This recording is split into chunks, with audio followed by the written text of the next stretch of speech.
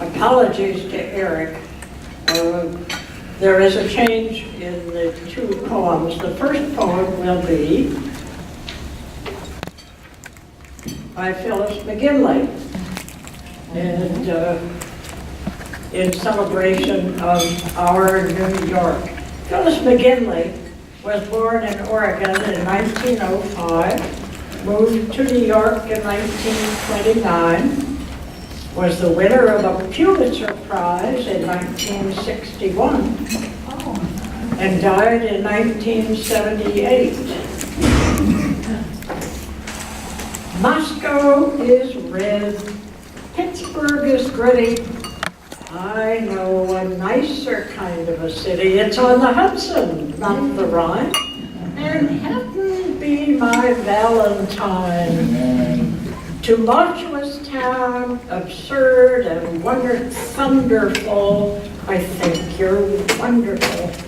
Sleeping or waking, frivolous or stable. Down at the heel or opulent and sable.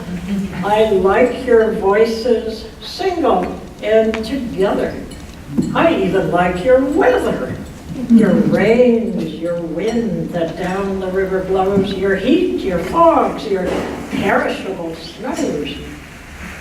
I like your pomp and ceremony. I like you real. I love you when you're phony. In other words, no matter where I get about, you're what I'm mad about.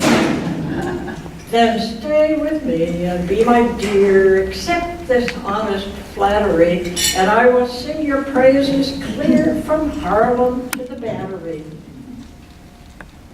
I sing the Empire State that magnates dwell in. I sing 6th Avenue without the L in. And Drago Square and Screaming Boulevard and Mr. Morgan's elegant backyard. I sing St. Thomas's, which sponsors marriages, with dogs on leashes and with tots and carriages. I sing your parks, equipped with lads and wenches, and men on wooden benches. I sing the penthouse, harboring your elite, and 4-flight walk-ups on Barrow Street.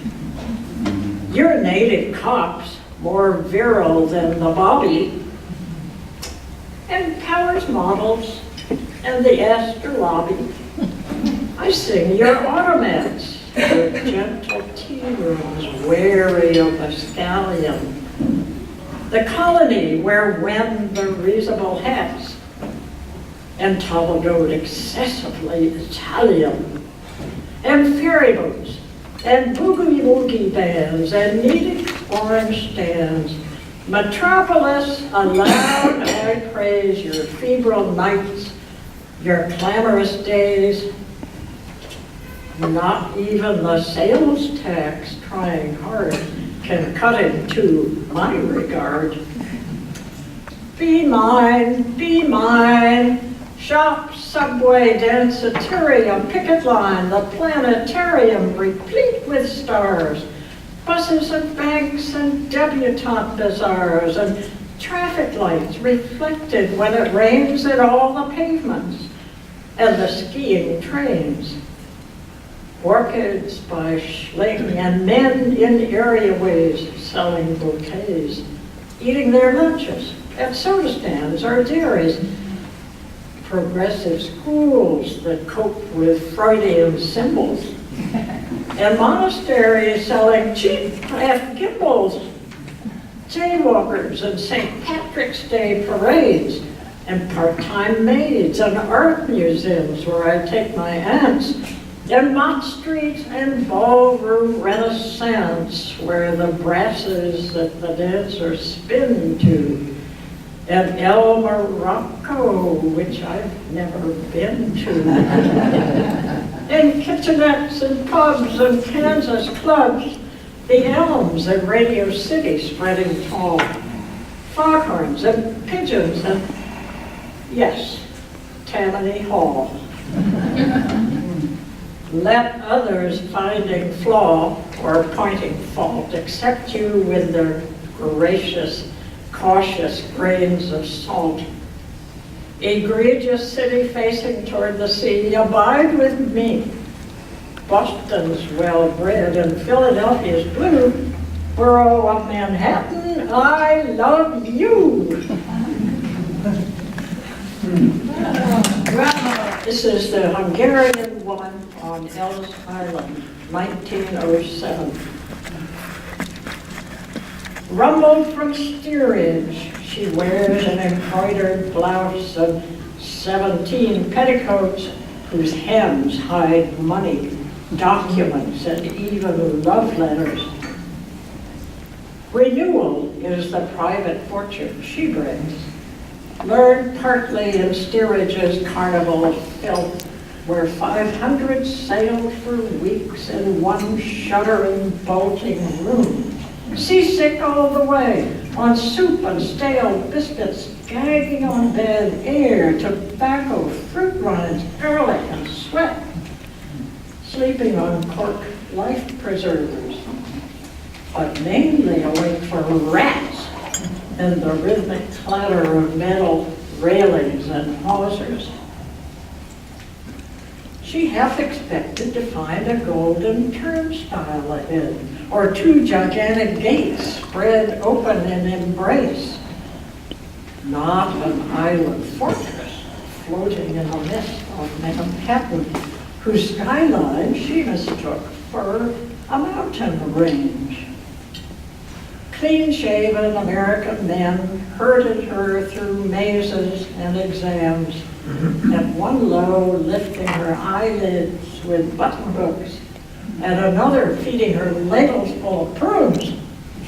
When they chopped her name, it was a kind of circumcision. What else had she left but her only heirloom, drenched of green fell from the clouds, and she slipped it on, because America was her open sesame to a world honeyed with drama, full of dreamers and risk-takers. And Ellis Island was the eye of a needle through which she wished to pass the camel of her hope. In this photograph, posed with stoic candor outside the main hall, where all wait for the ferry ride through slick waters, she holds her bundles and her child as if balancing separate thoughts. Dark as horse chestnuts, her eyes seem to shout. She does not know that she will give birth to poets and farmers, astronauts, sales corps, tamers of cities. All that was a distant haze in 1907. When the photographer finishes, she looks at the mint green saint in the harbor and vows that its long gesture from earth to sky will be the path she blazes, her torch to time